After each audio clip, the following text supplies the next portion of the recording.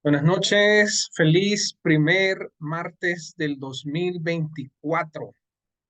Gracias a Dios y sus misericordias, aquí estamos entrando a un nuevo año. Y bueno, esperamos que todos estén muy bien, que hayan pasado muy bien los últimos días del año y empiecen muy bien. Y bueno, como la vida muchas veces pues trae cosas que no son tan gratas para todos aquellos que están entrando al año con dificultades o enfermedad o con cualquier tipo de noticias, pues como siempre pensamos en ustedes y esperamos que las cosas eh, vayan mejor en los planes del Señor. Bueno, vamos a estar reflexionando hoy en la historia del Éxodo un poquito y pues el tema es Jesús libertador, así que eventualmente en la enseñanza vamos a hacer la transición a Jesús como libertador, pero antes vamos a explorar un poco la idea del éxodo y la narrativa. Lo bonito del Antiguo Testamento, una de las cosas bonitas del Antiguo Testamento es que tiene imágenes muy fuertes y memorables. De hecho, por eso es que en el Antiguo Testamento se usan las historias para clase de niños, porque, por ejemplo, qué aburrido para un niño estar leyendo Romanos, ¿verdad? O estar leyendo alguna epístola o en el Antiguo Testamento estar leyendo nombres, pero de repente estas historias fascinantes eh, pues son muy útiles y no solo para los niños, sino que para nuestras mentes, nuestros corazones. Y el éxodo empieza con un pueblo de Israel. Este pueblo de Israel es un pueblo muy joven y quisiera que leyéramos los primeros versículos del éxodo. Como siempre, les pedimos que si tienen sus Biblias físicas, que pues las puedan usar o si no, su app o en la computadora. Em, Empieza el libro de Éxodo, entonces capítulo 1, versículo 1, solo para poner un poquito de contexto. Dice, estos son los nombres de los hijos de Israel, es decir, Jacob, dice aquí en la NTV, que se trasladaron a Egipto con su padre, cada uno con su familia. Entonces, el principio de este pueblo no eran muchas personas. A veces cuesta tener eso en mente, porque de repente decimos pueblo de Israel y no sé, se nos mezclan algunas ideas del Antiguo Testamento y pensamos que era una nación o de repente que era un montón de gente, pero al principio del Éxodo no eran tantas personas, eh, ¿verdad? Entonces, cuando cuando entra la narrativa en el Éxodo, está este pueblo de Israel, que eran los hijos de Jacob, que son las 12 tribus, y sus familias eran 70. Pero eh, José, que era el segundo del faraón, ya había muerto y había un nuevo rey. Y aquí es donde entra que eran oprimidos, ¿ok? Que el pueblo de Israel estaba oprimido. Y el Señor llama a Moisés, ¿verdad? Desde la zarza ardiente, una imagen, y bueno, la imagen del fuego es importante digamos, memorable, quiero usar la palabra, más que explorar el significado del fuego, es más bien, digamos, que nos imaginemos el fuego, eh, que nos va a ayudar en la enseñanza de hoy, como una imagen, como una imagen. Entonces, está la zarza ardiente y desde ahí el Señor le habla a Moisés y lo llama y le dice que él ha escuchado el clamor de su pueblo. Vamos adelantémonos en el capítulo, al final del capítulo 2, 2:23. Yo estoy leyendo en la NTV. Éxodo 2:23. Dice así, con el paso de los años, el rey de Egipto murió, pero los israelitas seguían gimiendo bajo el peso de la esclavitud. Clamaron por ayuda y su clamor subió hasta Dios. quien oyó sus gemidos y se acordó del pacto que había hecho con Abraham, Isaac y Jacob. Miró desde lo alto a los hijos de Israel y supo que había llegado el momento de actuar. Muy bien, entonces esto es lo que Dios tenía en mente. Había un clamor que tenía el pueblo de Israel y a Moisés le dice, yo lo he escuchado y tú vas a ir a decirle al faraón que deje ir a mi pueblo para que me sirva. Quiero hacer una nota de esta frase, deja ir a mi pueblo. Especialmente, no sé, quizás en el ámbito evangélico, no muchos nos topamos con estas ideas, pero esta frase, deja ir a mi pueblo, ha sido también una frase que han usado algunos actores sociales eh, en medio de guerras, por ejemplo, aquí en El Salvador, de la esclavitud, sí, de la esclavitud, pero del racismo en los Estados Unidos. Deja ir a mi pueblo, deja ir a mi pueblo. Es una imagen de un Moisés social, ¿verdad? Que se usa. Sin embargo, lo que quiero resaltar es que la frase en el Éxodo que usa Moisés constantemente con el faraón es, deja ir a mi pueblo para que me sirva en el desierto. Y es más, Moisés no es el que está hablando cuando dice deja ir a mi pueblo. No es Moisés que dice deja ir a mi pueblo, sino que Moisés constantemente le dice al faraón, el Señor dice, Jehová dice, Adonai dice, ¿ok? El yo soy, y te manda a decir, deja ir a mi pueblo para que me sirva en el desierto. Es una gran diferencia usarlo para decir, ah, no, necesitamos libertad de la opresión, ¿verdad? Social, libertad de la opresión económica. Sí, es cierto, y al Señor le agrada la libertad de ese tipo de opresión, pero hay una opresión más importante que es la opresión del alma, que es la opresión del ser, es la opresión del pecado, ¿verdad? Entonces, bueno, dice Moisés, deja ir a mi pueblo y empieza esa narrativa de las plagas, ¿ok? No voy no vamos a explorar hoy la idea de las plagas, pero sí quiero que leamos lo que pasó al principio de las plagas. Porque si se recuerdan, y bueno, lo voy a hacer tipo pregunta, y ahí donde ustedes estén pueden ver si se recuerdan o no. Cuando Moisés se encuentra con el Señor, que el Señor le habla desde la zarza ardiente, y tienen una conversación, Moisés tiene algo en su mano, y eso es lo que quiero que se recuerden. ¿Se recuerdan qué tenía en su mano? Tenía una piedra, tenía, no sé, ¿qué era lo que tenía? Bueno, les doy unos segundos para que lo piensen. Y tenía una vara, ¿verdad? Y entonces esa vara, en las dudas de Moisés, el Señor hace que se convierta en serpiente. Entonces, quiero que leamos, vamos a ver,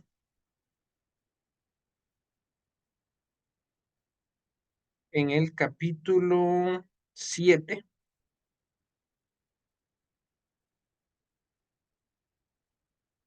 en el Éxodo capítulo 7, versículo 8, y vamos a leer un par de versículos ahorita, desde el 8 al 13. ¿Ok? Recuerden lo de la imagen. Estamos intentando que el Señor use imágenes para, para enseñarnos verdades que quizás ya sabemos. El tema de hoy es Jesús libertador, Jesús libertador. Y bueno, el versículo 8, ¿verdad? Del capítulo 7 de Éxodo. Después el Señor les dijo a Moisés y a Aarón, el faraón les dirá, muéstrenme un milagro. Cuando lo haga, dile a Aarón, toma tu vara y arrójala al suelo de delante del faraón y se convertirá en una serpiente. Entonces Moisés y Aarón fueron al faraón e hicieron lo que el Señor les había ordenado. Aarón tiró su vara al suelo delante del faraón y de sus funcionarios, y la vara se convirtió en serpiente. Ok, aquí está, ¿verdad? Y quiero también resaltar de que muchas veces hablamos de Moisés, pero en realidad eran Moisés y Aarón. Ellos dos, como un dúo dinámico, iban en contra de Aarón, tanto así que el Señor en un momento le dice, mira, Aarón es tu profeta, le dice a Moisés. Entonces, a veces las narrativas tenemos a Moisés y Incluso nos imaginamos alguna película, alguna imagen, pero Moisés siempre, siempre estaba con Aarón. Versículo 11 del capítulo 7. Entonces el faraón llamó a sus sabios y a sus hechiceros, y los magos egipcios hicieron lo mismo con sus artes mágicas. Tiraron sus varas al suelo y las varas también se convirtieron en serpientes. Pero la vara de Aarón se tragó la vara de ellos. Esta imagen es poderosísima. Y bueno, dice, sin embargo, el corazón del faraón siguió endurecido. Y este es otro elemento de esta narrativa, ¿verdad? Que Dios, el Señor decide endurecer el corazón del faraón. Pero esa imagen de que la serpiente se come, las serpientes de ellos, es poderoso, porque al final ellos solo tres, como que fuera béisbol, como que fueran strikes de béisbol, solo tres plagas pueden replicar los hechiceros y después las próximas 7 no logran replicar. Eh, y al final, que es la muerte de los primogénitos. Eh, entonces están todas las plagas y me voy a saltar a esta última. Cuando llega el tiempo de la 10ª plaga, donde Egipto ya está en una condición deplorable y el faraón ya está, el Señor ya tiene al faraón entre la espada y la pared, entra la dinámica de la Pascua, ¿ok? Entra la dinámica de la Pascua. Y voy a regresar a esta dinámica de la Pascua porque eh, es como un paréntesis que se hace en estos capítulos en Éxodo, porque está la narrativa y de repente eh, en medio Dios instituye como que les da una instrucción y les dice, miren, van a cumplir un rito, cuando salgan de aquí van a cumplir un rito y lo van a hacer anualmente, ¿ok? Y no sé, yo pienso que si uno hubiera estado ahí como esclavizado y asustado y estaban las plagas y todo, hubiera sido quizás un poco confuso decir, bueno, el Señor nos quiere dar una lección ahorita, nos quiere dibujar algo en una pizarra, pero estamos en una condición un poco apretada aquí, pero bueno, así lo decidió el Señor. Y justo después de eso es la 10ª plaga, que es la muerte de los primogénitos. Y la Pascua es un cordero, ¿ok? La Pascua es un cordero. La Pascua es un rito, ¿verdad? Uso la palabra rito para explicar de que es una tradición que se empieza en ese momento.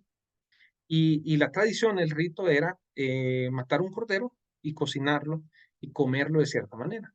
Sin embargo, en ese momento, el Señor mandó a que todos los israelitas pusieran sangre en el marco de la puerta, ¿sí? En el marco, que pusieran sangre del cordero, y esa sangre los iba a librar de la muerte de los primogénitos. Y así fue, ¿sí? Así fue. Dice que el Señor mismo salió y la palabra es que hirió a los primogénitos. Yo no sé si ustedes han visto la película de Disney, de el Príncipe de Egipto, pero es bastante apegada a lo que sucedió. No es como otras películas que han salido por ahí, por ejemplo, vi una de Noé, así de la Biblia, y bueno, algunas cosas sí, pero de repente salían unos animales ahí, o unos como que eran aliens. Pero bueno, regresando a la de Disney, del Príncipe de Egipto, eh, es muy apegada y me recuerdo la imagen y quizás es buena idea buscarla en YouTube o no sé, o en Disney, eh, y ver ese momento donde visualmente sale como de un tipo viento, un tipo soplo y entonces es la muerte, ¿verdad? Y el texto es explícito. No hay nadie más que está eh, dándole acción a esta muerte más que Dios. Es Dios hiriendo a los primogénitos porque no había dejado ir al pueblo. ¿Ok? Entonces los mata a los primogénitos, animales y humanos, No mata a los israelitas porque habían puesto la sangre en el marco de la puerta, ¿verdad? Y en la próxima mañana, el faraón les dice, váyanse. Y Dios mismo, ¿ok? Maravillosamente, Dios mismo les dice a Moisés, mira, anda a acampar enfrente del mar. Y Dios mismo dice, porque el faraón se le va a ocurrir que los tiene acorralados y yo voy a mostrar mi poder. Y la gente se asusta un montón y Moisés les dice, no teman, que hoy van a ver el poder del Señor. Y es cuando Moisés extiende su vara y el mar rojo se abre y dice que el mar está como paredes, ¿verdad? Y pasan, ¿ok? Pasan en seco. Y no solo pasan ellos, sino que detrás viene el ejército, pero el Señor mismo hace que el agua ahogue al ejército.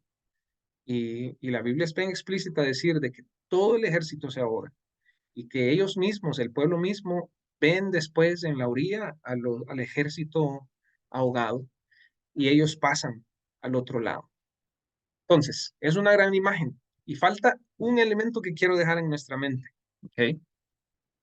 El elemento que quiero dejar en la mente de esta narrativa es la columna de fuego que estaba de noche con ellos y la columna de nube que estaba de día y dice que iba enfrente de ellos. Y vamos a leer un poquito para ver eso, qué es lo que pasó. Vamos al versículo 12.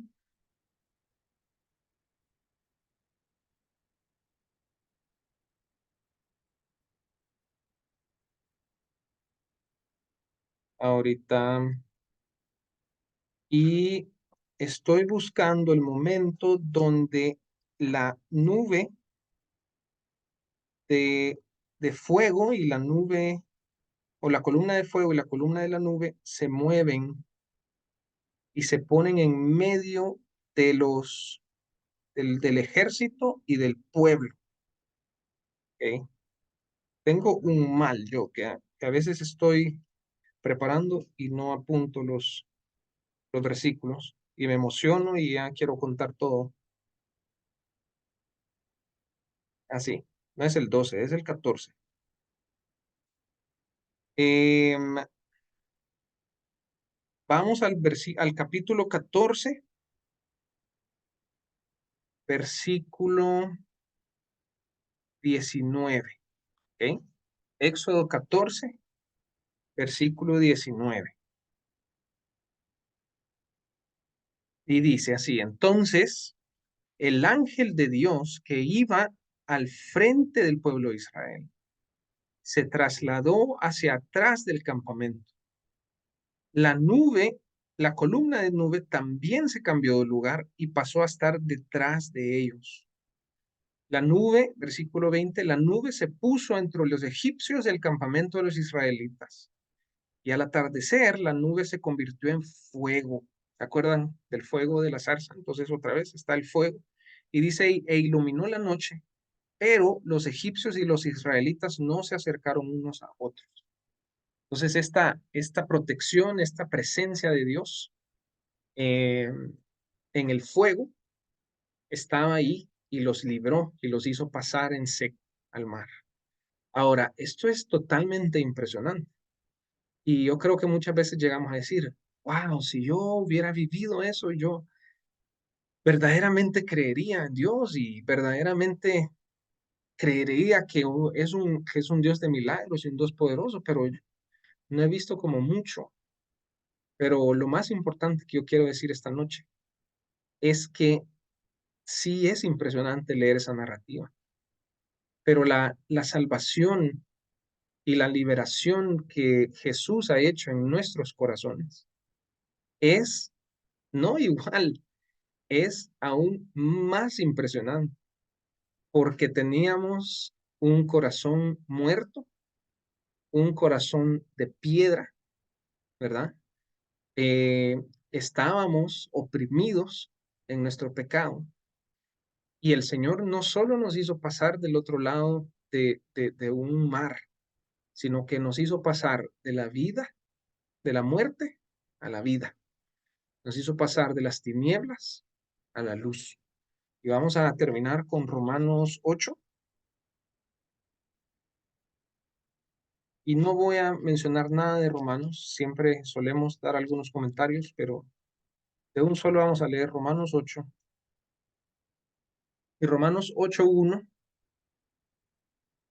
Y aquí la conexión es la palabra libertad, ¿ok? Porque es Jesús el que nos libertó, es Jesús quien libertó a los israelitas, porque es el Cordero de Dios, es su sangre quien los protegió y es Dios mismo quien los sacó.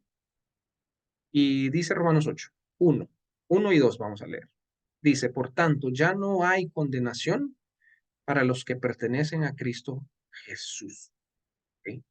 Ya no hay condenación para los que pertenecen a Cristo Jesús. Nos ha libertado.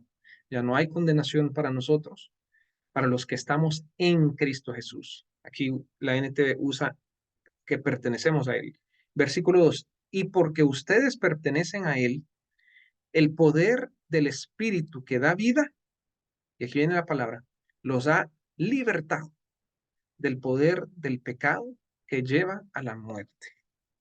Y esta partecita quizás la estoy haciendo bien, bien rápida, pero quiero decir que en primer lugar, el milagro de nuestro corazón, de nuestra salvación, es aún más grande que, que literal ver el mar abrirse en dos, en primer lugar. Pero en segundo lugar, Romanos 8 lo que presenta es una vida del Espíritu. Y dice que una ley del Espíritu nos ha libertado de la ley del pecado y la muerte. Entonces, en primer lugar, nos ha dado salvación, nos ha resucitado, tenemos una vida nueva.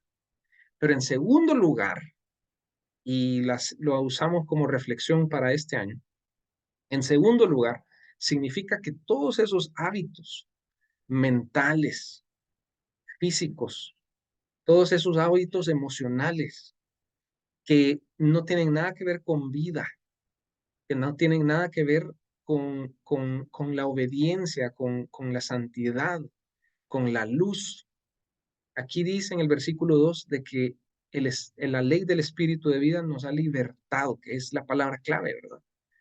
La palabra del Éxodo, nos ha libertado de la ley del pecado y de la muerte.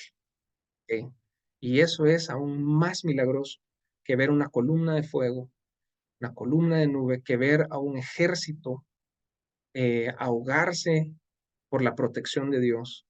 Es aún más grande el hecho de que nuestro corazón estaba muerto y hoy está vivo en Cristo Jesús, en Cristo Jesús.